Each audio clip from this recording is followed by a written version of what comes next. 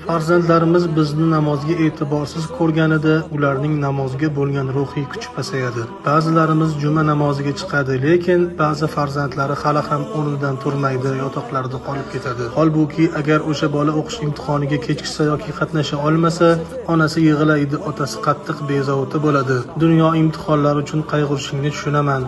Lekin nima uchun bu g'ayrat va bu tashvish farzandingni barcha shohlarning shohi huzurida turishga undash uchun bo'lmaydi? Axir o'sha bola kelajagi ham, o'sha qizning kelajagi ham uning qo'lidadir. Agar namozning ahamiyati oilamizda yo'qolsa, ochiq aytishim kerak, baxt ham yo'qoladi. Chunki bandaning Robbisi bilan bog'lanishi namoz orqali bo'ladi.